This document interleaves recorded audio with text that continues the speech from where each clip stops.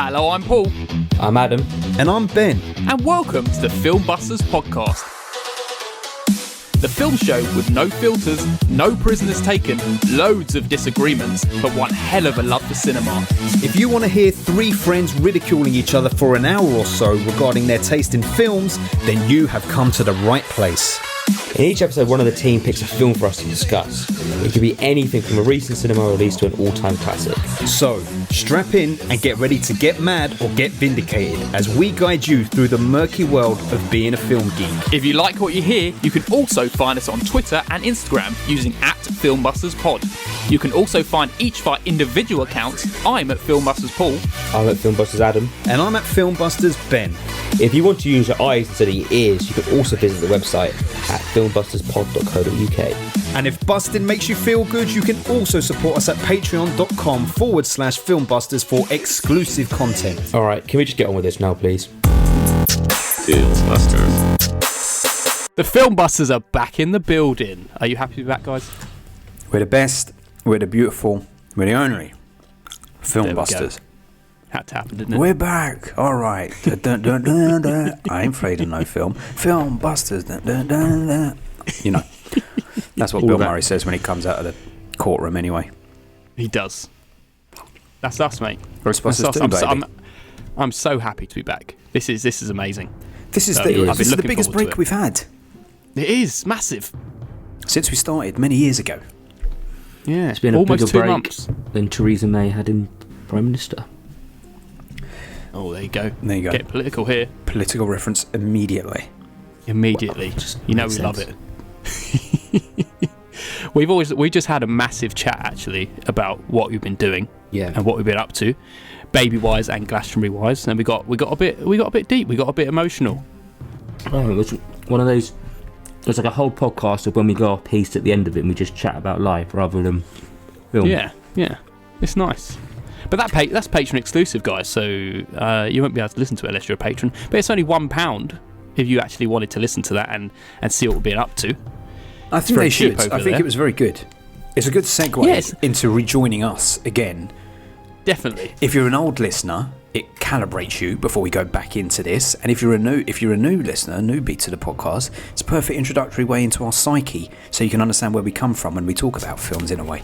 Mm-hmm. Exactly. We have many tiers, but that's literally £1. You can get that. You get loads of little perks for just being a £1 patron over on our Patreon. And that's at www.patreon.com/filmbusters. Very simple. /filmbusters. Yeah. So, where were we? Where did we leave off? So we left off finishing a round. We finished the 2007? Oh, it beats me, man. What year was it? It was Sing Street was the last film we did. Yeah, but that wasn't a round. So that was a patron pick. That wasn't a round. Yeah, it wasn't. Yes, that's true. We didn't. We finished off. We finished a round. I feel like it was the 50s. We finished off doing. What was it? What was it? I'll tell you. It was 1971. 1971. We had finished a hell our of a 1971 round. We had some incredible films: Waking Fright, Clockwork Orange, THX 1138, Jewel, and The French Connection. Wow, that is some big hitters, right? That is some big hitters. Regardless of what we thought of each of them individually, that is a big round. Big round. And then we went on to talking about a baby film and a music film. Yes. And that's how we round it off. But now we're going to a new round, and it's suggested by one of our patrons, and it is, for your reference, Katie and OT. They decided to take us all the way to 1960s, the 1960 year to be exact, and we are talking about what, Adam? We are talking about, sorry, I'm eating an apple, The Housemaid, which is... The Housemaid. Shit. It's a Korean film. I'll drop the apple. How long does it take this guy to eat an apple? He was eating this before we started recording. Well, I've been eating it. I cut it into chunks, and then I eat the chunks, so I can take it over time. You fucking baby! Such a baby. You get your mouth around it. You get more apple for your buck. Yeah, but you're not practicing. You're not working out your mouth muscles in quite the right way. You should be teaching your mouth muscles to manoeuvre around the core. I practice on the mouth muscles when I'm talking to you instead.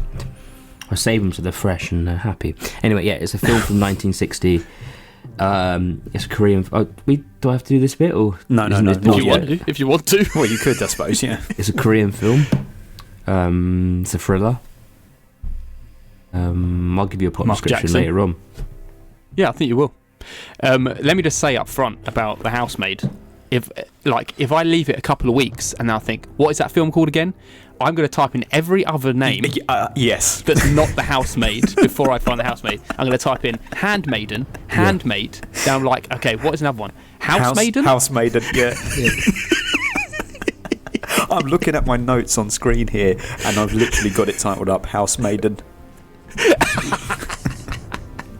I know, it's a nightmare to remember. I know. That's my no up top. But before we move on to actually talking about the film, should we do the staple every episode, Adam? Yes, we do the quiz. Yeah, let's do the quiz. Do you remember what scores we're on? Shit. I've got it in front of me here. Where are we? Yeah. I know that Paul I'm has losing 14. terribly. I have 11. Ben has 9. So you're not losing that badly. You're still in it. Okay. So we're over halfway through the year now, so now it really counts. Now I need to catch up. We've got to be now serious. You ain't got long now. left, have you? No. But yeah. Don't know what else to say really. Apart from the questions. Yes. Yeah. I completely forgot to do the questions when I did this quiz. I watched the film. Of course you did. Of course. So I'm going to ask you some questions about what's number one at the box office this week. Not quite. No, I've got some other questions. Good. Okay. I can't. Where's the question? I've written it down somewhere. He's changing his question. No, I haven't. Ready for question number 1? Yeah, let's do it. What is the Housemaid's Rotten Tomato score? Oh, shit. 100%. Correct, Paul. I've read this. I read the fact. I read it. I'm so glad I read it this morning. You little shit. So You need to stop fucking reading trivia. I would also ruined like all to my say, questions. as someone who is not that familiar with Rotten Tomatoes, but I'm slightly familiar with the fact that there are 2 scores on Rotten Tomatoes, and you didn't say audience or critics there. Oh, he's very true. I don't know what it was. But it said 5 critics, didn't it? 5 critics have given it 100%. Well, Five 5 people in the world. That's it. Yeah. I know what fact he was going for, Ben. That's why I said it. I know, but I didn't. I was waiting for clarity. Because I was going to say 77, which is the audience score, you see. Oh, were you going to say that exact number? I was going to say exactly that. You can both have a point. No, Paul gets the point. It's fine. Okay. You and your mealy-mouthed questions. This is the host we're working with, Ben, Yeah, so you can kind of expect It's it. going to take me a while to get them. We were very slick in our catch up, and We now were. it's going to get like. Here's where the wheels take come a off. while. Yeah, this is When we do the this is actual structure. thing. This actually involves structure, not just us fucking around. Yes. All right, ready for question number 2? Are you? Go for it. What is currently the most popular film on Letterboxd? Oh, fuck's sake. Indiana Mission Jones? Impossible.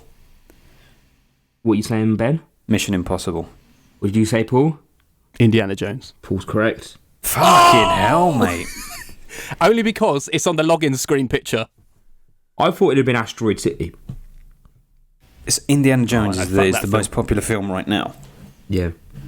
I suppose because you've got older generations taking their kids and all that stuff. For what it's worth, that film is no good. No Also, good. does people do you want a bonus question? Go on. If you want. We've been away for a while, so let's. On my section where it says new from Friends, what is the most recent film on there? What? On your section. It could be anything, mate. What do you mean new from Friends? What even is new from Friends? You know when you just go on it, it says Is all it okay? Well, you have to give us at least a clue. Is it a new film or an old film? the whole film. One of you should know what this film is. Wait, hang on. What do you mean? What is new It's from not Friends? working. I don't know. I don't know what new from Friends is. The question's been cancelled. Yeah, but explain what new from Friends is, because I've never seen this before. Basically, When you open up the app, it most says- popular film. What the film your friends have recently watched or logged. Oh, well, I'll say The Fireman's Ball. You would be correct then if you understood the question. Well, But I cancelled the question, so the question does no longer exist. the toughest question that's ever been asked, because it didn't even Well, make you sense. should know the answer for it. Mate, I didn't know it was When you called open new up the from app, Friends. there is a section that says new from Friends. Yeah, but Doesn't you should that have just depend said, on what friends you've got? you should have said what's the most recent review from Well- Friends. Then I would have understood. Well, they're I not didn't always understand what- reviews. They're people logging it. Oh, baby. Well, But my one's Old Boy. Well, yeah, yours is different. Mine's from Ben. So Yeah, funnily enough, Paul, my one's old boy on here as well. who's it by? James From For James. Your Reconsideration. Yeah, yeah. Shall we move on to talking about the housemaiden, housemaid, handmaiden? Yeah. No, let's talk about 1960 first, eh? Oh yes, let's talk about 1960. Go on then. And also, just to recap, Paul got both points there, so he's on 16. And Adam's on 11, and I'm Well, I on 9. technically gave you a point and you rejected it, so... I rejected your question because it was asked so terribly.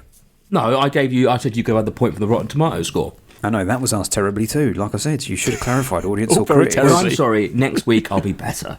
Good. That's what I wanted to hear. Will Right. I don't even know if this is the point where we do the year normally, but who cares? I think we did it before the quiz. Well, here we are. Anyway, it's 1960. Katie and Otie have sent us to 1960. They sent us to 1960 Korea. But here's some facts from around the world. Do you boys know anything big, significant that happened in 1960? Something to do with the Beatles? Yeah, the Beatles performed their very first live performance. And do you know what country they performed live in for the very first time? Germany. Well done, Adam. Oh, wow. Good knowledge. J.F. Kennedy was elected president over Richard Nixon in 1960.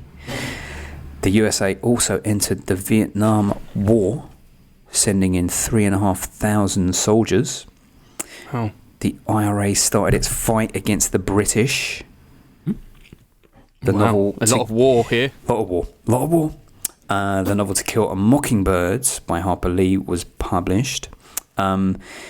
Chubby Checker released The Twist, which started a new dance craze all over the world.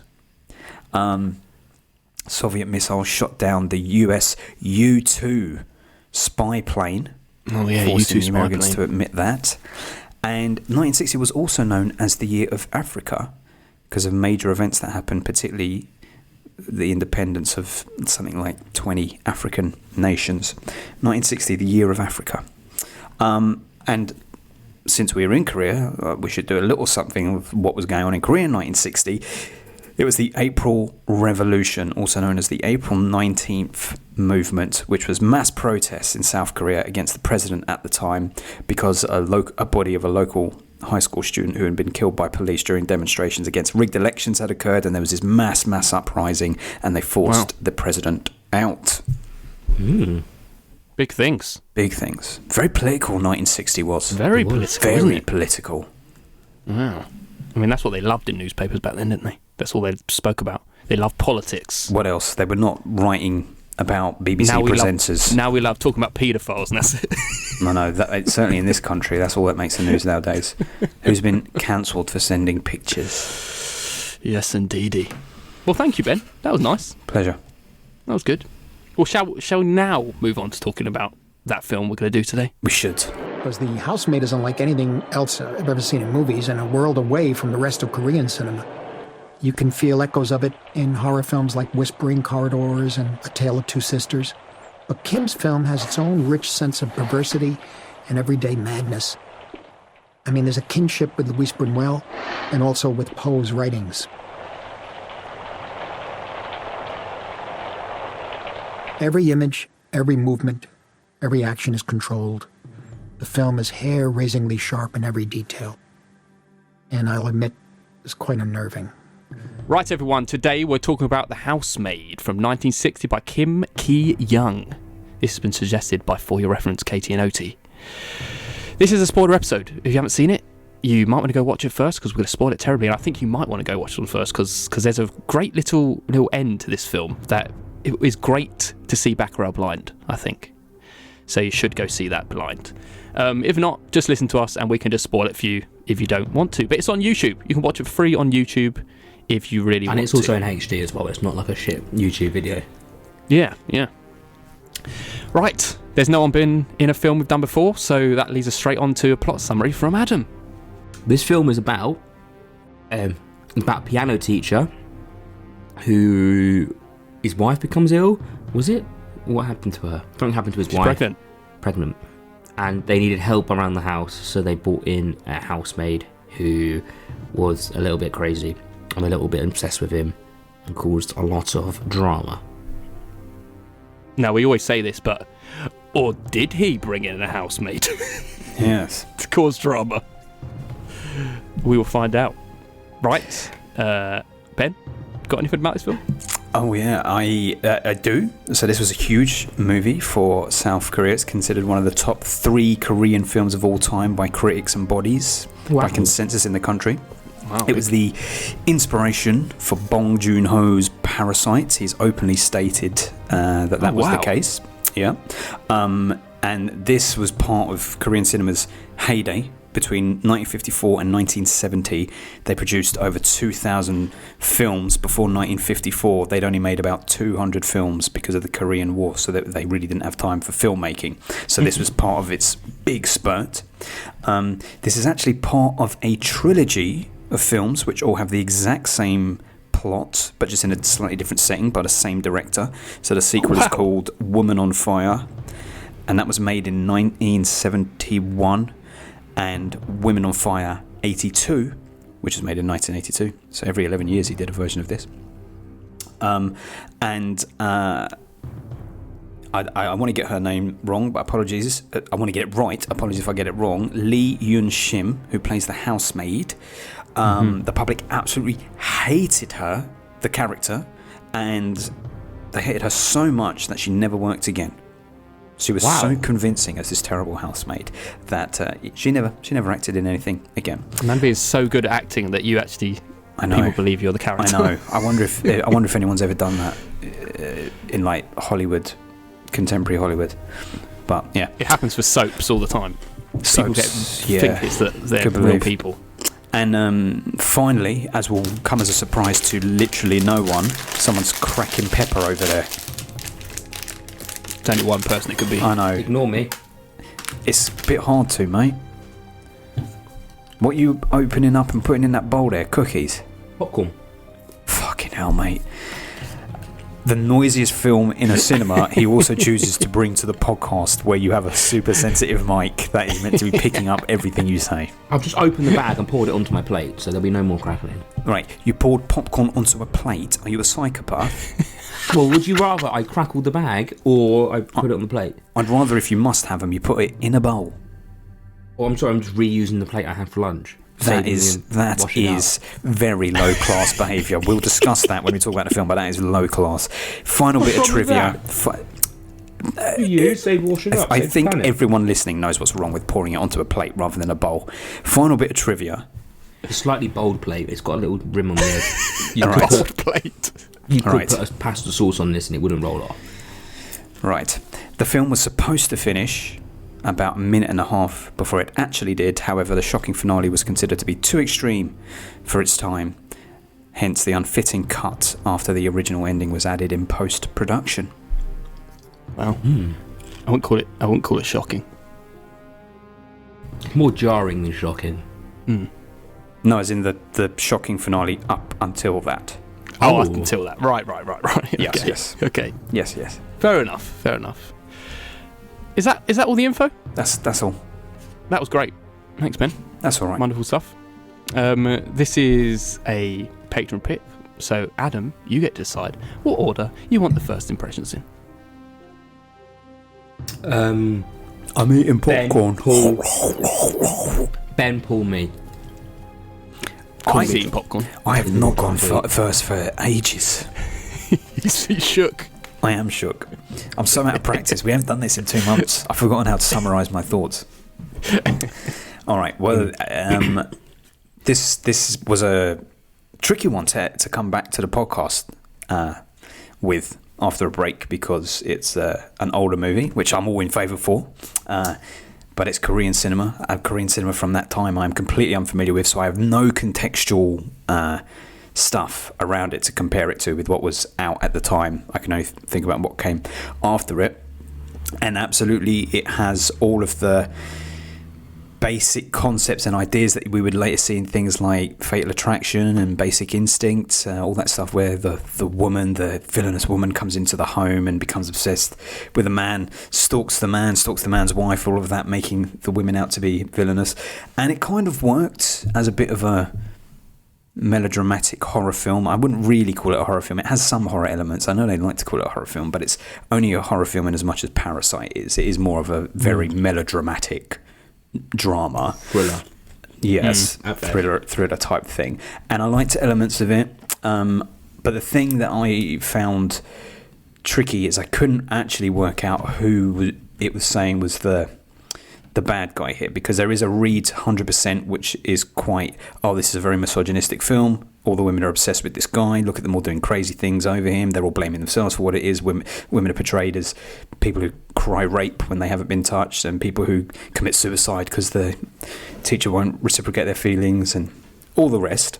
But on the other hand, there also seems to be a kind of view that it's more about, look at these people who think they're above the working class in a very subtle way, like Parasite, not obviously, but think that they don't have to deal with them. But then when they literally come into their home, they realise that they're completely at the mercy of them, and they're not equipped to deal with the real problems that they bring.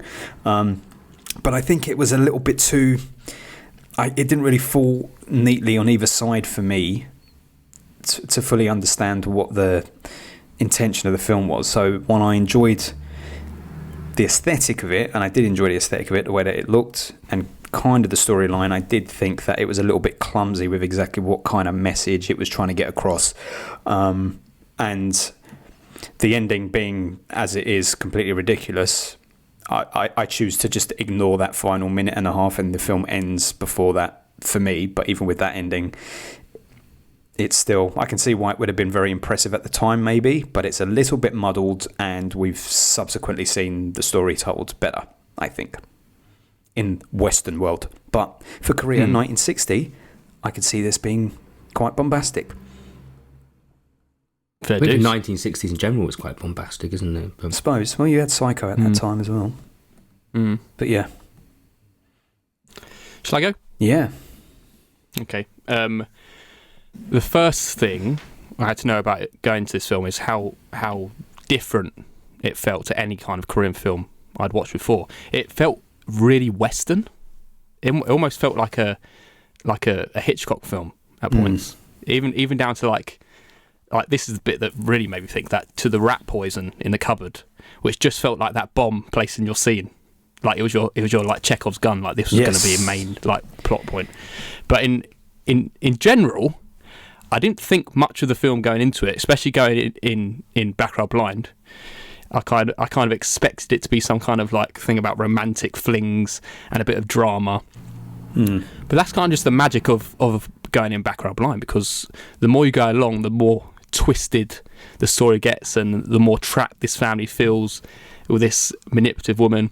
Although I must note, I never felt sorry for the man who was held captive, because he didn't put up too much of a fight when it was forced to sleep with his captor. Force in quotation marks, obviously. But anyway, the balls of this film, man, to play one trick you were taught never to play in a story at school, is end it as a dream.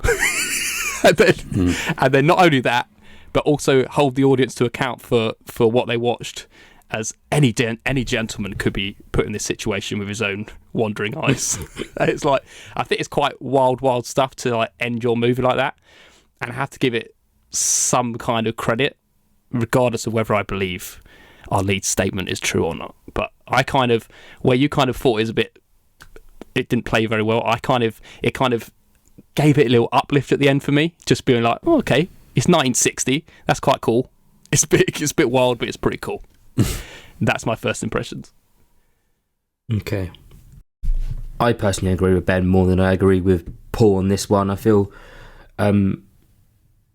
just feel like there are so many parts of this film that worked, but then at the same time it would do something and it just wouldn't work for me in this opinion. I think it was too undecisive of what it wanted to be, and whether, I don't know, some personal opinions and stuff like that got in the way, and it was trying to get across other messages while it was trying to get across its main storyline.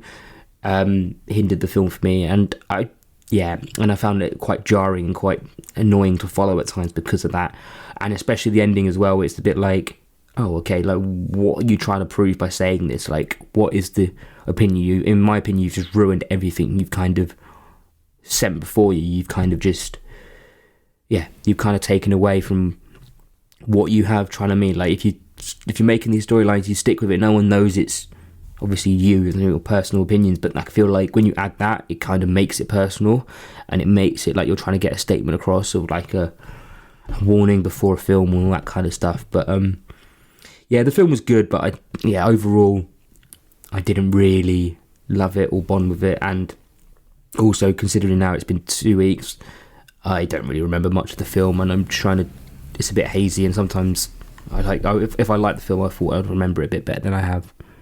Yeah, that's my first opinions.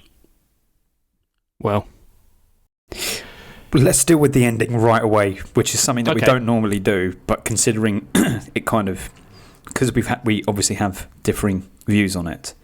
Do you feel like it changes like the whole kind of like where most of it feels like it's been very hateful towards women and like them being the manipulative ones? Then the ending is actually saying it's actually men. It's their eyes that are wandering. Whether or not this is a true statement or not. Men watch out, women will do this to you everywhere. That's what it sounded like to me. Yeah, I agree. It was another kind of, come on, man, this is the way it is. The older you get, the women just keep getting younger that you fancy. He said it's not my fault that my eyes have wandered. It's everyone else's fault what happened. And he says, doesn't he say, he's like, come on, I know all of you. He's something like 9 out of 10 will be this way. It's like, where are you getting these figures from, mate? It was a little bit weird, and it's like there is nothing in this film to really like. You don't need that. It does.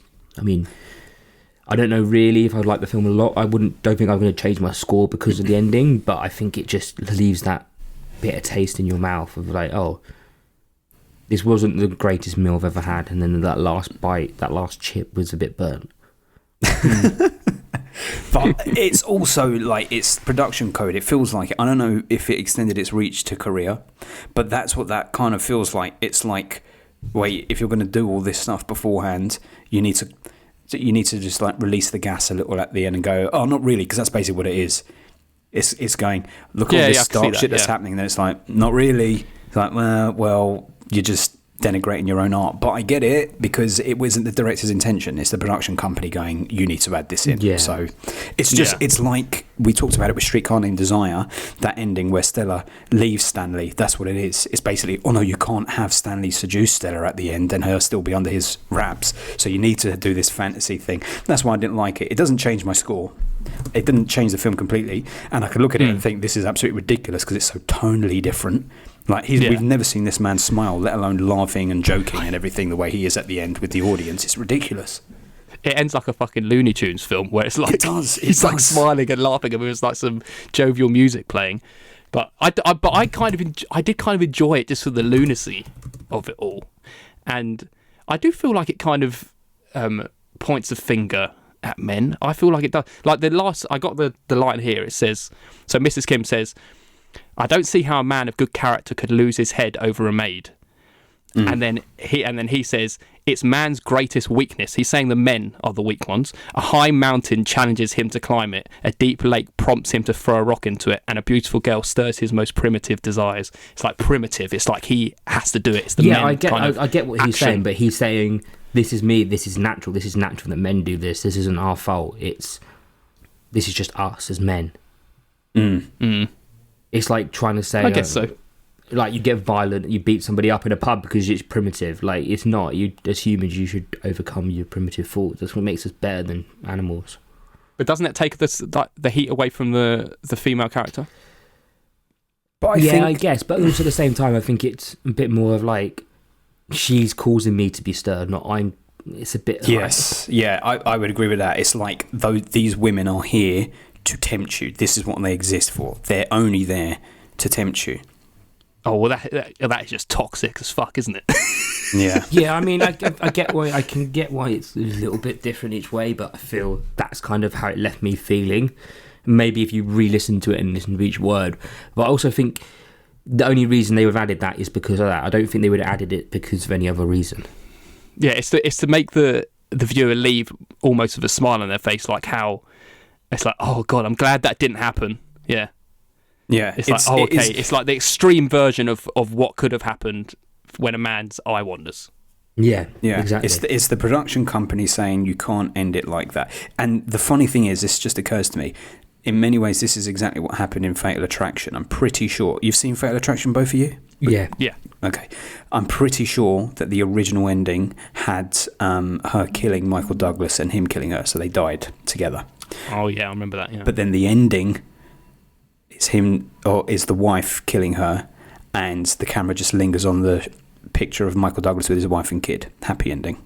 The family is reunited. It's like, we can't show you too much dark stuff. We need you to know that everything's okay, because if you leave this movie, it's that whole thing of, if you leave this movie in a bad mood or feeling glum or feeling low about what you've seen, then it means you think less of the movie. So if we leave you with a smile on your face, that means you enjoyed the movie and you'll tell other people, and that means the movie is a success, which is bullshit.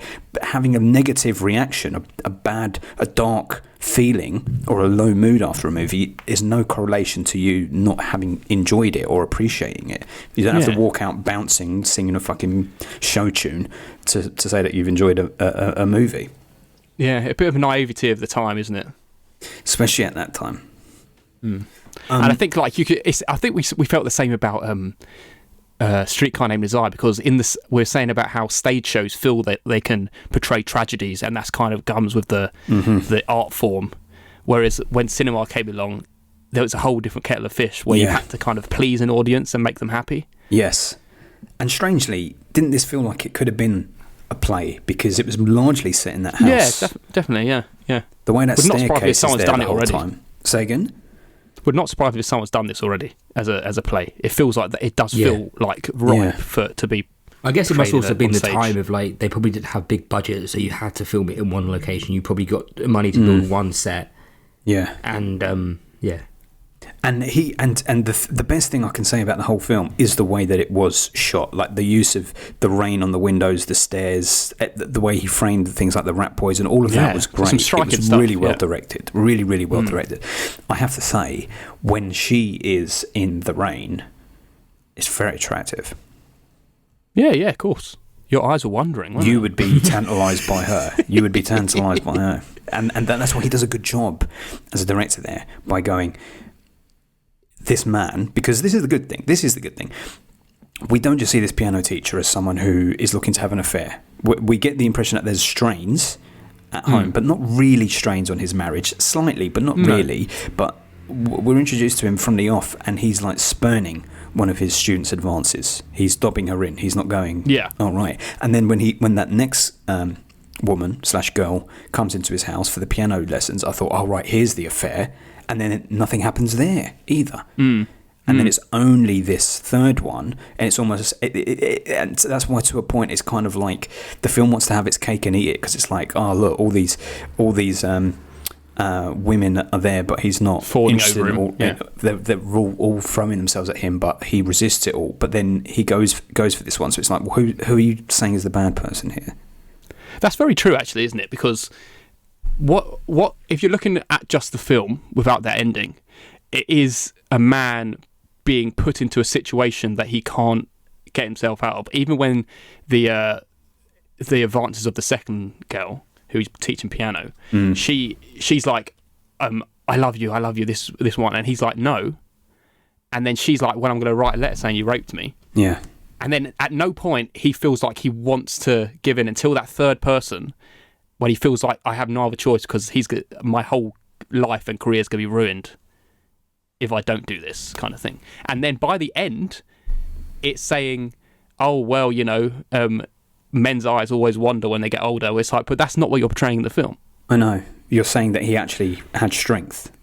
Yeah, that's true. I never actually made that. Yeah, that's absolutely true. But this is why this is my big problem with the film, is that it is saying some things, but it's contradicting it with other things it's saying. Like, it feels like it's misogynistic, but then at the same time, it's kind of feels like it's showing comeuppance for the man at the same time. But it's like the only comeuppance is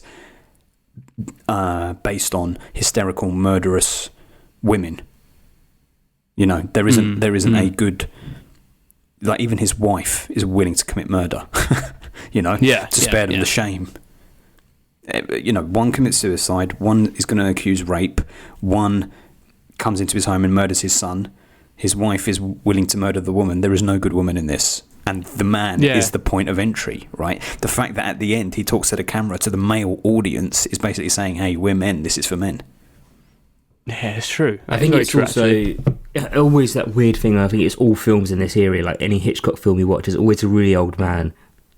I don't know how old this guy's meant to be. Yeah, but with young women, he's like, it seems to be like he's probably late 30s, early 40s, and all these women are probably early 20s. Well, the students obviously are, maybe not his wife, but it's that infatuation that everyone probably wants to watch it with. Yeah. I think the thing is, though, it's annoying because there is a good film in here, and I get why people love this film. I can get why it's inspired people. I just think there's certain things here that make it a bit jarring and let you down. Yeah. It's certainly there is certainly some great stuff in this film, for sure. As you say, there's some amazing shots, especially like where you see like you say, the when she's outside the windows with the kids, and it's like almost like a horror film where she's standing there watching them, and the way she like demeans the kids, she's so horrible to them, and then the kids are also horrible to her. The whole rat poison thing, then the whole bluffing about the rat poison with the little boy and him actually like dying. Yes, it's like great sequences, but then it's about tying them all together for something like a whole product of like what you're trying to say. It seems a bit muddled with its execution. It is just a little bit muddled, and I appreciate the fact that you could say it's not muddled. It has like layers. It's basically saying, well, this one's not. That it's not just good and bad. Like everyone's sort of wrong, which is true. Everyone in the film is kind of wrong, or they kind of like, you know. Here's the interesting one: is the wife at the very end, as her husband's lying dying, she says something like, if only, this is in fact the perfect way of capturing it. She says, if only I didn't want a second house, or something like that. This is the perfect thing, because it's like, what are you saying here? Are you either saying, do you, as a filmmaker, as a storyteller, are you saying this is true? If only this wife didn't want this house, none of this would have happened. So be happy with what you've got. Be happy with your lot. Yeah, it's like everyone's blaming themselves. It's never his fault. Yes, exactly. And blames all backing up why you get that message at the end and why you take it that way. Or is it the other? Is it that you're meant to look at it and go, no, it's not your fault. It's this man. It's this man. How terrible that you're blaming yourself. Look at what this man's done. You're another victim of this man. But it's not clear which reading you're meant to take from it. And I don't think that we're missing something by not knowing which way to take it. I just don't think the film knows which message it wants to convey. Yeah. Is it some kind of take on like the news headlines when you read these things in the story that like kind of tantalizes these like sensational stories of like a housemaid like seducing a husband, and then this is like the sensational story that you imagine's happening, when in real life it's just like, no, it's just the men who just eyes are wandering. Yeah. Is that what it's trying to say? But see, it's the thing. You can't like, read it in one way. There's so many. It is like a muddle, because it feels like it should be a man is unhappy. Like a simpler version of this story would have been the man's wife at home is nagging him all the time. The kids are a pain in his arse. He gets attention from a young female student, so he succumbs to it and they have an affair. But that's not what happens. Yeah. He's happy with his kids. He's happy with his wife. They're struggling, but they're working together. They're a unit. Many women come into his life. He rejects their advances, and then he succumbs to one of them, and this terrible thing happens. He has a kid with the, oh, God, kind of thing. So it is that kind of is saying, actually, it was a tiny little moment of weakness for this man. But then the final message is, well, that's why you need to be on your toes. Don't ever succumb to women. They're waiting to trap you and ensnare you. Don't let it happen. Yes, it's true. I never really thought of it that way. That is correct. But I don't think that the director, necessarily was trying to make an outright misogynistic film. I just think he was a product of his time as well, and he was just telling it from that male lens. I bet that director had an affair. That's why he was able to write like himself. That. Yeah. But above that, could you see the kind of Parasite comparisons a little with that? Yeah, for sure. With staircases. Staircases and two classes of people living in the one house. And the idea of these rich, not even rich, but slightly more well-off people suddenly having to share a space with people deemed below them. That was more interesting to me, I would say, than the affairs sort of stuff. Yeah, there was a lot of emphasis on that, and how, like, she would come up to the husband and she'd be like, "You're coming upstairs with me to bed," and they stay downstairs, and it's like she's kind of like trying to elevate herself in society and like by manipulating the system, and the little boy at the top of the stairs being like thrown down to the depths. Yeah, it's there's definitely I can see a lot of Parasite. I can see what he's talking about. Yeah, if that stuff was interesting. But see, that feels progressive for the time. Whereas you got something that's like really backwards thinking about men and women and affairs, that sort of stuff about class structure and like you aren't removed from these people. You share the world with them. You can't just shut them out. You share a fucking world with them. Yeah, but it's not looking kindly on them, is it? Because the man is never in. Although I feel like, well, he did actually sleep with her. It's like he didn't have to sleep with her, but no, it's never demonising the male at any point. No. And he's a typical fucking guy, man. They're complaining about money and shit, and then he has 2 kids on the way. He's like, stop having fucking kids. Throw something on the end of it. Did they not have condoms in 1960? They definitely did. The pig intestines. Oh, God. Is that true? Something like that. I remember in school someone speaking about pig intestines at some point in history. Probably not. And I think it kind of tells what it is. He speaks to someone in the company at some point, and he says, talking about cheating, and he's like, well, your wife will always forgive you or something.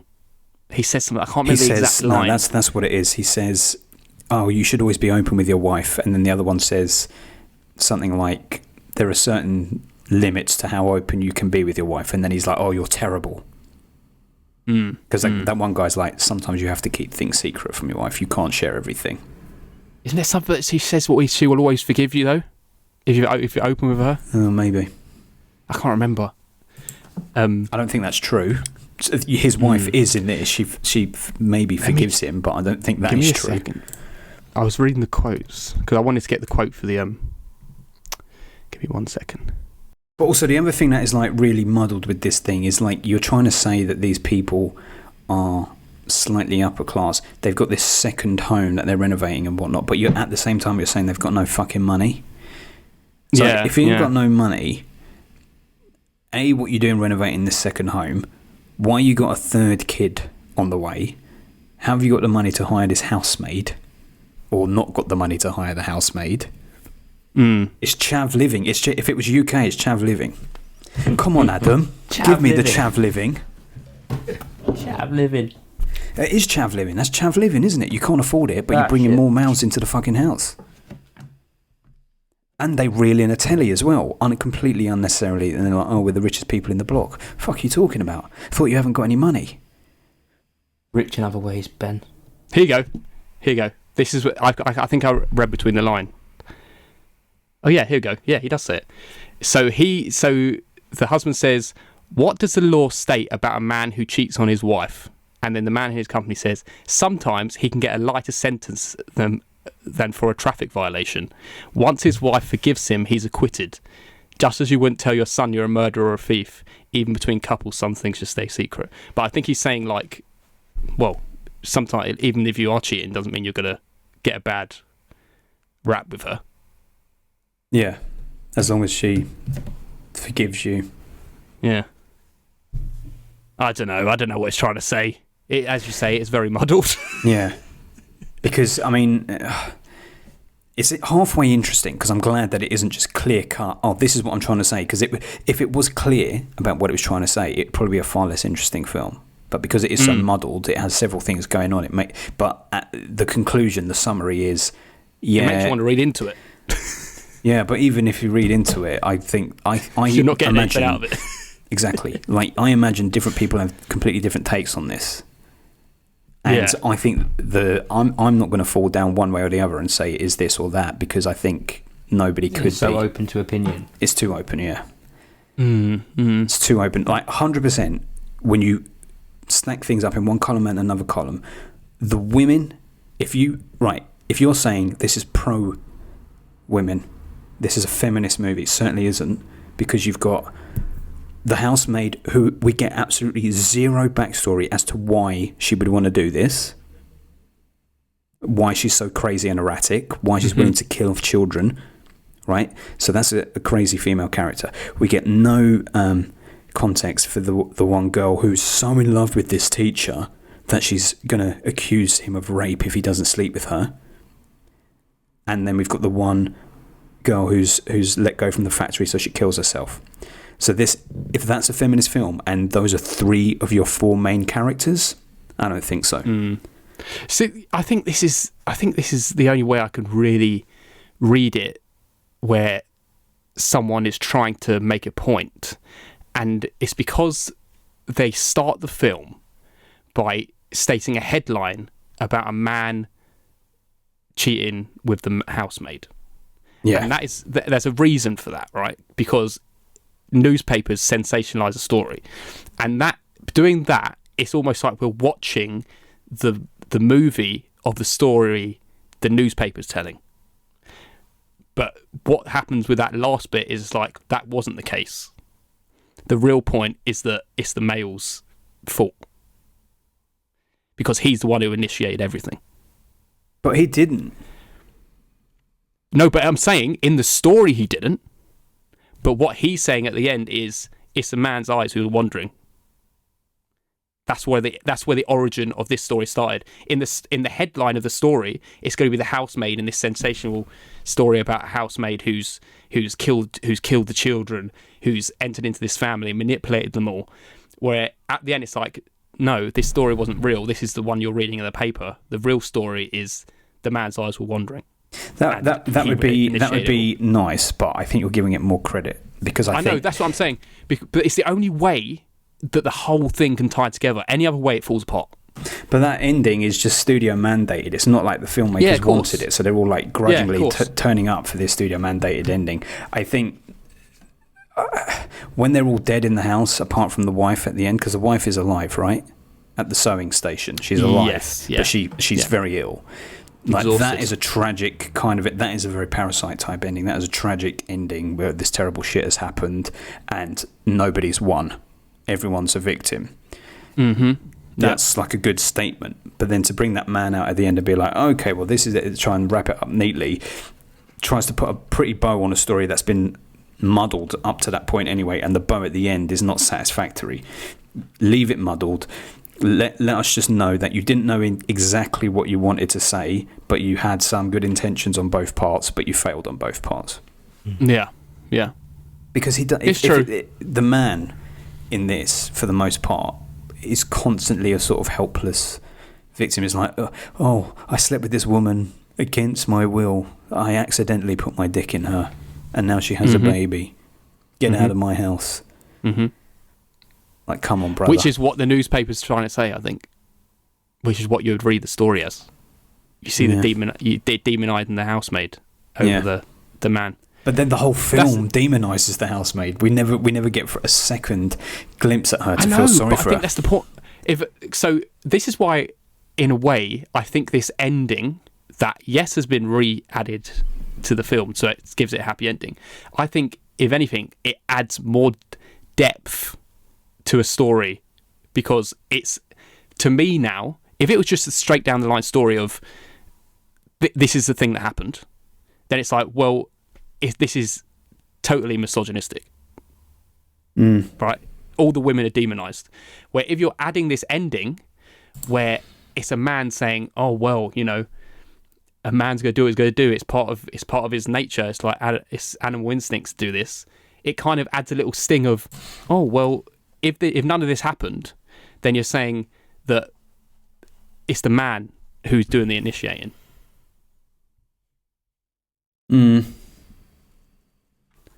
So I think it does add something. To me, I've got it in my head. I'm thinking, yes, that was a necessary ending. It should have ended that way. What with this?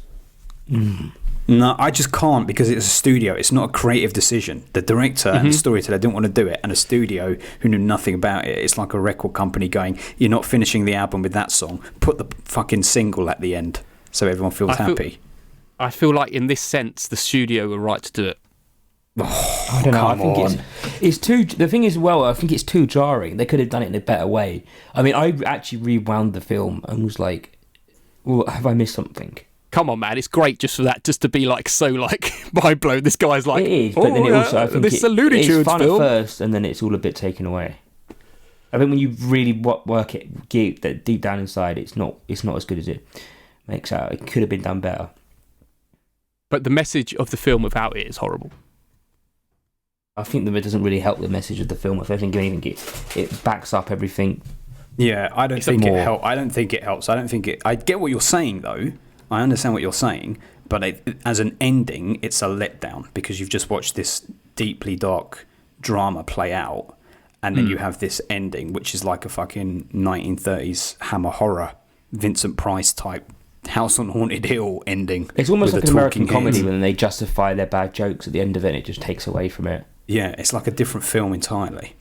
Well, it's like stuff we watch nowadays on Netflix, where you're watching these sensational murder stories and you're loving the drama of it all, where in real life it was not that.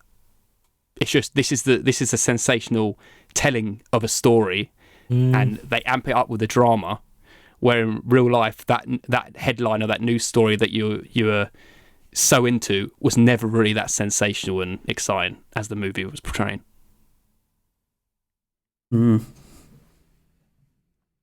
That's what I'm getting from it now. That's the only way I can sit and be happy that it makes sense as a story. I get that. And I think this is why it's that whole thing of why it's open-ended and what people do want to take away from it. But I personally agree with Ben on this one. Yeah, and I get it. I get it the other way as well, completely. Yeah, it is to have the balls to end your story. That is the fucking rule number one when in English class, when they say when you're writing a story, to never end your story with "and it was all a dream." The career at the time, they only made 200 films before then. They weren't.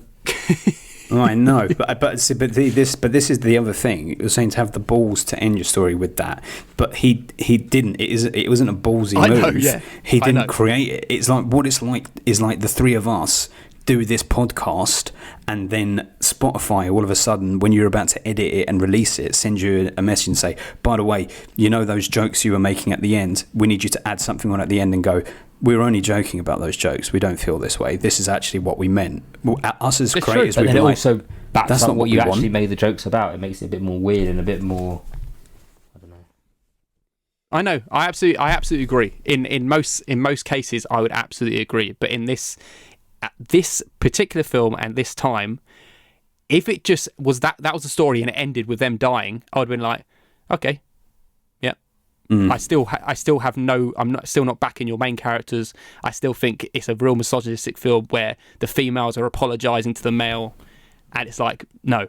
But then with that sting at the end, it's like, okay, maybe you are trying to say something else. But he isn't. I know, and that's the thing. Someone else added that, essentially. That's the thing. Fine with it's me. someone else adding it, and it's like, well, that's fine with not me. the thing. That's fine like with me going into a DC comic book and in the last panel going, "Only joking." Have Thor waking up from sleep going, "Whoa, what a weird dream." What a weird dream. You'd probably It like wouldn't that, work though. in most You'd like cases. It wouldn't work in most cases, but for Only me, it time works in this was one. Inception. Exactly. That's the only time it was all a dream works. Yeah. Yeah. I know. Blade Runner. He must Blade have thought Runner. that. Someone must have said that to Nolan. I was thinking that the other day. Someone must have said, "See if you can actually end a film with it was all a dream." Or was it though? It started to wobble. Or was it? I know. Yes. Anyway, spoil the ending of that film. I know. I feel everyone's seen Inception by now, and if you haven't, I'm sorry. I think the greatest thing about this film, the greatest thing it does, is the wonderful thing it does with the poison vial, and how they constantly going back to it, and then it won't be there. It will be there. Has someone moved it? Has someone touched it? Where is it now? Yeah. And the threat of it, has someone poisoned that glass, has someone poisoned that food, that threat is always there, and I think that was very well done. It was Chekhov's rat poison, as you say. Mm. And when she replaced salt in it, so that when she added it to her plate and she tasted salt, she was aware that she was trying to poison her. That was very good. Yeah. Because it totally pulls the rug from under you, doesn't you? Because it's like, I expected that to be the poison. You expect him to drink it. This is the interesting thing about how women are portrayed in this film. If you think about how women probably were in cinema, generally Hollywood and whatnot, up until up to a certain point, yes, there were femme fatales in noir films in the 40s and 50s, but is it better to have several women in your film like they are in this? Mainly women in the film, but each of which is a bit crazy, flawed, whatever. Is it better to have that than to have a subservient wife in a film that is all about men? And the good woman at home is good, but she has no agency, nothing to do of her own. Whereas there are women in this that each have their own thing, and there's women having conversations with each other, but they ultimately all come down to having conversation about a man. They're never about anything other than this man. Yep. Well, it's as you say, it's a product of the time, isn't it? But I believe Katie likes this, which suggests that she is seeing a pro-women viewpoint in this. Because she murders a man at the end. Or does she? I feel like she has that view that I've got about it's kind of vindicating all the women in the film with that ending. All right. Well, then that is going to be my big sticking point. If anything, I cannot accept that ending because it isn't the director's ending. It is a studio saying put that on, and that to me isn't art. That's not art anymore. It's like listening to the radio edited version of a song from an album. It's like, that's not what the artist wanted. I get that. Yeah. But that's the truth. That's it. That ending, any added on ending by someone else can't be contextualized. You can't say that is what the filmmaker intended, what he was trying to say. So you have to view it without that ending to say, this is how I would enjoy it. There's points of this has happened before where a studio has edited. I can't even think of one. There definitely is, though, where a studio has edited the director's original vision, and we've been like, "Well, I'm so glad it didn't end that way because that's terrible." Well, I just can't think of films. I can't think of any off the top of my head, but it's definitely happened before. Well, and it's probably happened more so the other way around, as it's happened with this one, as you say. And it's just whether I don't have that much of a beef with it because I'm watching the story of how it plays out, and it played out that way, and I can get something more out of it this way than I could for the original vision. Yes, all that matters. It's not all that matters. I would, I don't like it. I get that. Absolutely. What's the best thing you loved about this film? I hated all of it now. You've made me in a grump about it. I said I was going to be happy. It was the poison. It was the poison, yes? The ending. No, I thought that she, despite the way that she was a crazy woman, I think that she was a very interesting, unique, and quite seductive character. For that time, she was. I can see why people didn't want her to work again, because she is convincingly that person. Yeah. She is creepy. So that's why the film has its merits on lots of different things. I just think morally and ethically it's pretty flawed. Yeah, it kind of delivered on how we feel the film is portraying women in this by the rest of the world demonizing this woman. Yeah. But it's in real life. It's just like watching Fatal Attraction now. I always liked it, but you watch it and it is totally like, the man's the victim. Woman. This irrational, crazy woman. Yeah, that's the thing. It is, and it sucks because it's easy to suck you in and go, "Oh, isn't this enjoyable?" It's like, well, at what cost? Give me the levels to the lady. Give me levels to the lady. Yeah. Can you think of a film with man, the reverse of it? What, the man's a manipulative one? When a woman and a man have an affair, but then the man becomes obsessed with the woman in that way and acting crazy. And the woman's got a husband at home. I cannot. Not off the top of my head. But that's generally because they say, oh, well, the women won't have such a wandering eye as the men. Yeah. Yeah. Well, Here is one other thing I wanted to say, actually. go on. The fact that the girl kills herself, Yeah. Like Romeo and Juliet. yeah, was interesting to me in a way, because I thought maybe, I don't think it is because he rejected her.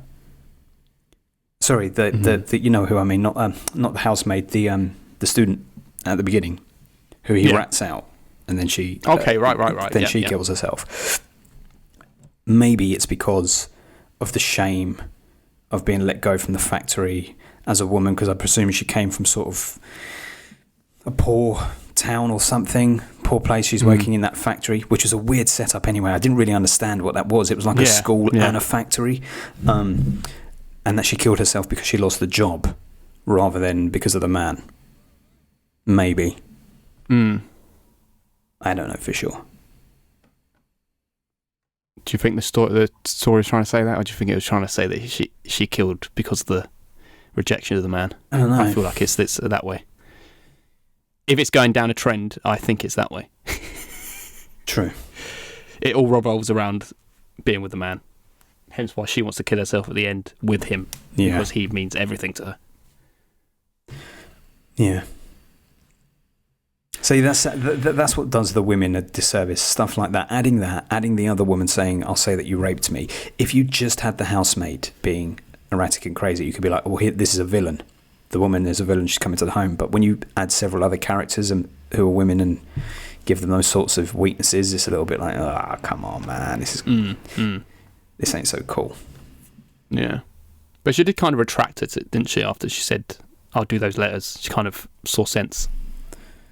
Yes. She kind of was sided with him eventually. But the damage had already been done.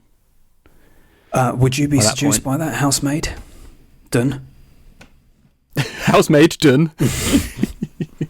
Why not? Why not? He says, "Why not?" Why not? If I'm happily married, no, I would not be. What about the If way I- that she smokes her cigarette, though? You like But that? she didn't in real life, did she? In What do the you end mean? scene, she didn't. What do you mean by that? Just to prove even more that she didn't smoke. That it wasn't the story they were telling. What do you mean? He blew smoke in her face, and she was like disgusted about cigarettes in the final scene. That rings a bell, but how does that make sense? She was smoking. So when it cuts away, and it cuts away, and it's them saying, suddenly you realise that this whole thing wasn't real, that they're just talking about the story. Mm-hmm.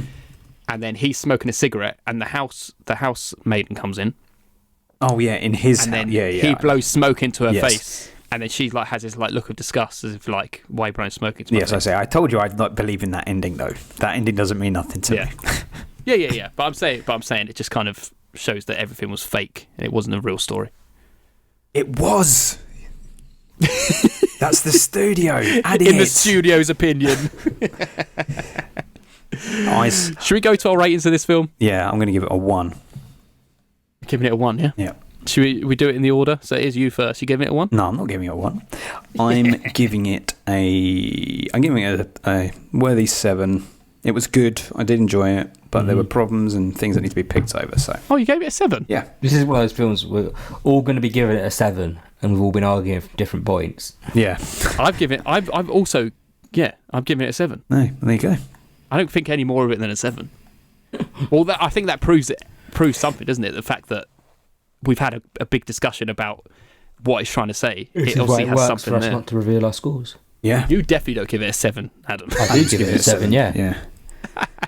Well, that's good. Well, I mean, Well, there goes. Exactly, but there you go, and that is the power. That is why scores are completely subjective, because we all give it the same score. Yet, based on the conversation we had, You focus on you would different not things. know exactly. We focus on different things. You wouldn't know where we stand, and just because we have different reads on things doesn't mean we didn't appreciate it in any way, shape, or form. I think that's also what happens when you're facing something that's classed as a masterpiece, one of the best Korean films ever made. Mm-hmm. You're always going to look at its faults first. Yes. Because everyone else is obviously praising it so much, so you automatically go to, let me knock this down a peg or two. Exactly. Hence why the contrarians do what they do.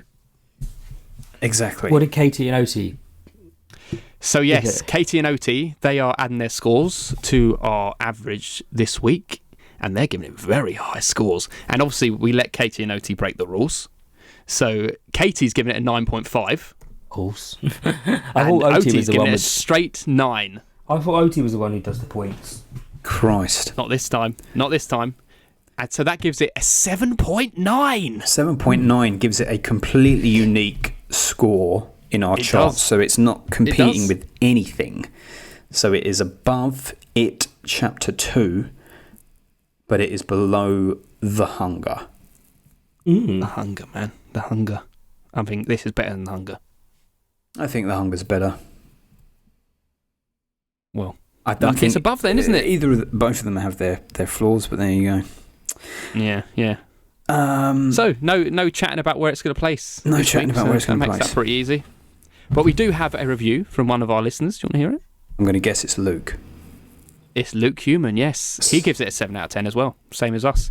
There we go. He says, a Korean precursor to the infidelity thrillers so popular in the late 80s and early 90s. Think Fatal Attraction with less bunny and more squirrel. Extremely compelling, undoubtedly shocking upon release. The ending here still may be one of the most surprising in movie history. I mean, it was surprising, yes. It was surprising. It certainly was. I agree with everything he's got to say there. Mm-hmm. Yeah. It was surprising. I wouldn't say extremely compelling. No, I mean, but I think, with our lens 63 years later, it's hard to know how. Yes, of course. It would have felt if we'd seen it this age in 1960. You know? Yeah, sure. There's loads of variables. We're watching it 63 years later. We're men. We're not from Korea. All these things would impact the read. But a film's got to be able to hold up on its own. And it holds up technically, if not morally. It holds up for debates. It does. It does. It creates conversation, which is all we ask for. It does. Thanks, Katie and Eddie. Thanks, Katie. You brought something to talk about, for sure. And it becomes quite clear that both of you clearly just hate women. I'm not going to. What? Because why? Not you two, Katie and Oti. Oh, I was thinking, what did we do wrong? Katie and Oti just can't stand women who aren't frantically lying, clinging to men for meaning in life. That's what they want their female characters to do in film, and who are we to disagree? That's why they love Malcolm Marie so much. See, I'm reeling that in. I'm reeling it in right now. Come on, bite it. Right, Adam, it's your time to shine. What are we doing next on the 1960 round? We are doing, let me get it up so I've got some information on it. We are doing film, something he's never watched. We're doing a film from 1960. Of course. It's a film called Saturday Night and Sunday Morning. Oh shit. I have no idea what this is. What made you pick this? It's the only film from 1960 I had in my watch list on Letterboxd. I was like, fuck it, let's do it. I don't know anything about it, really, other than that. I've never seen it, but we referenced this many times at uni in my British cinema. Oh, cool. Do you want me to read the plot description? Yeah, go ahead. While pursuing Doreen, Arthur engages in an affair with his co-worker's wife, who he impregnates. Trend going on already. Yeah, that's it. However, when Doreen learns the truth, Arthur will make a difficult decision. Wow, look at that. They have to kill someone. Push a child down the stairs. Probably, yeah. Well, that's good. Great choice, Adam. Great choice. Good choice. Nottingham, so it's going to be very British. Yeah, exactly. Oh, lovely. Right, should we move on to what our patrons have to say this week? Yes. Right, so our patrons, they suggest films, what they've been watching, the best and the worst, and this is what they've been watching for the past 2 months or so. So I think it's just the best and the worst. Not everything they've watched, just the best and the worst. But if you want to do that, you can come over at www.patreon.com/filmbusters, and you can become part of the family for a mere £1, like the likes of Luke Bennett. Yes, you can also join Francis Cibarini. You can also join Andy Bishop, holiday friend. You can join Steve and Mark from Movie Drone. All right, you could also join Brent from Home Video Hustle. You can also join Luke Human. You can join Mr. Nerd Revert. Yes, you can. You can also join Julio from the Contrarians. You can join Mr. Jamie Russell, who you can also find on a new podcast on the block called Movie Jewel. Ooh. He's a new host on it. That's amazing. Yeah. Finally going to stop producing our podcast and produce his own podcast. That's it. Yeah, exciting times. And finally, you can be joined by Katie and Oti, who brought this episode to your ears. Thank you very much for that, Katie and Oti. And chuck us your comments on this. Would like to know your thoughts. How much you hate women. Yes. Well, listen, we've given you some meat to chew on from that episode, so chew it back and spit it back at us so we know where you stand on some of the shit that we were saying. Oh, yes, please. Please do. Right, so first of all, for their suggestions, we've got Luke Human, and he says, "Welcome back." Thank you, Luke. I rinsed through a free Curzon trial and caught some beauties, but the best was 2013's The Lunchbox. Batra takes the mix-up trope and applies it to the virtually indecipherable Dabawala delivery system. Do you know what that is? Never. Dabawala? Never heard it. But tones down the potential comedy in favour of a deep drama that contrasts the vibrant hubbub of Mumbai's streets and workplaces with the quiet solitude of homes that lack love. Khan is perfectly cast and is obviously at home with the character delivering on the required tone and showing some great comedic touches. I'm going to mess this up. Kaur? K-A-U-R? Kaur? Yeah. Kaur is soulfully vulnerable but is able to convey a graceful resolve, easily getting the audience on side, while Siddiqui uses his talent and reputation to provide most of the comic relief. The plot naturally lends itself to producing a well-paced narrative, the characters' arcs being punctuated by the delivery and return of the titular lunchbox.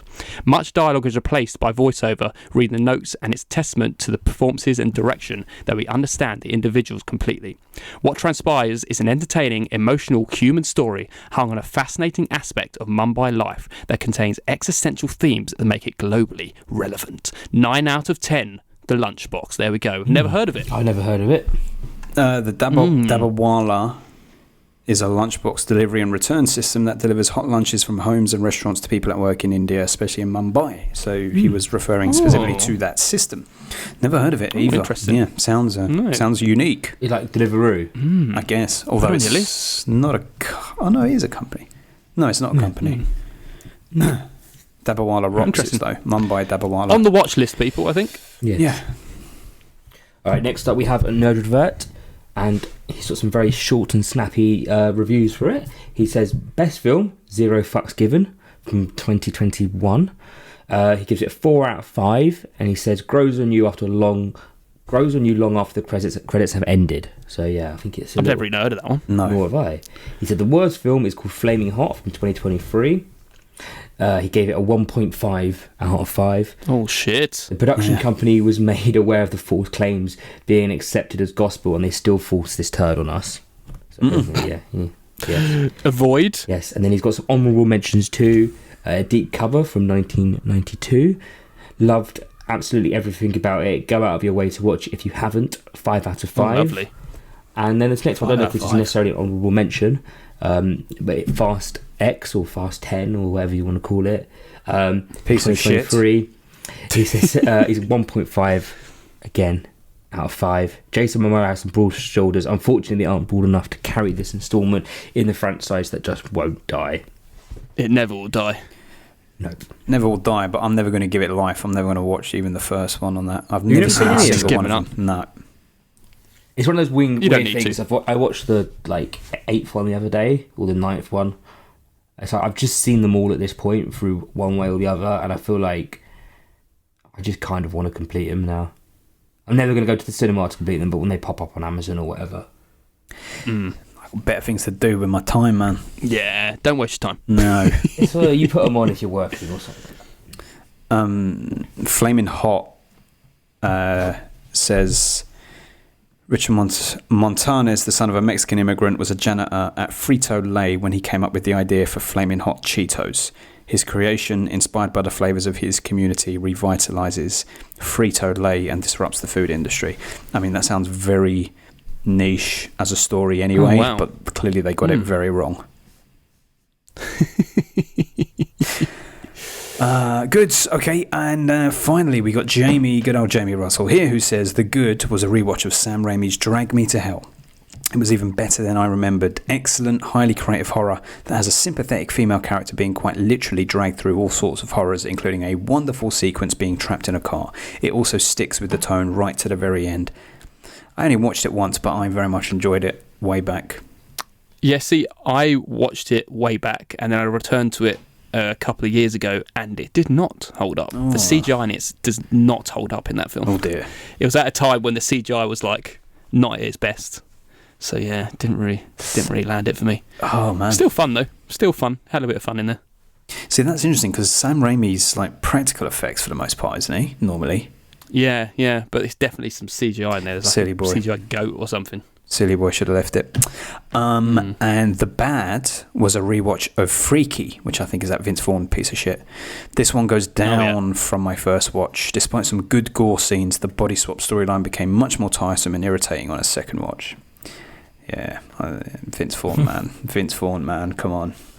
Yeah, I don't remember it. I think Adams used to talk about it. You like it, don't you, I Adam? remember watching it, yeah. I don't really remember much more than the poster. I am the same. The best body swap film is Vice Versa. Never seen Face it. Off. Oh, yeah. My God. Oh, shit. Yeah. Face Off. That's the correct answer. That is the best. The thing is, they don't really think of Space Off as a body swap film, do you? Because It's a more face like swap Freaky film. Friday and all that kind Yeah. of stuff. Yeah. It's true. But that is the best. What's happening with What Face the Off 2? Is that taking place or what? Oh, yeah. I forgot about that. An article from a few weeks ago says Nicolas Cage compares the plot of Face Off 2 to 3D Chess. The film will see Cage and Travolta go head to head once again with an added twist. So both are coming back for it. Wow. They could either really fuck it up, Yeah. Or it'll be amazing. It'll be amazing. But Or given just be in the that, middle. if it's not John Woo though, it's just not going to be the same. It needs Woo's over the top ridiculous direction for it to work. Need some dubs and pigeons. And also they need to try and not lean too much into making it a quirky Nicolas Cage film, because what worked so well was that he was playing Travolta and Travolta was playing Cage. Yeah, absolutely. Well, we'll see. We'll see. If it ever comes. Right, thanks, patrons. That was wonderful stuff. Oh, shit. And that was the end of the return. Now we can just carry on as usual, I guess. We carry on as usual and we go into the next 1960 film. Saturday morning. What is it? Saturday morning? Saturday night, Sunday morning? Yes, Saturday night, Sunday morning. Beautiful It'd be stuff. like a different version of Before Sunset, Sunrise or whatever. Yeah. All right, well, I can't wait. I look forward to it. I am. Wicked. Have you ever seen it before, Ben? Never. I thought you... Okay. First time watch for all. Wicked. All right. Baccarat blind this. Baccarat blind. Good work, everyone. On that note, Thanks, everyone. goodbye. See you later. Thanks for listening. We're We're back. back. Tales Master.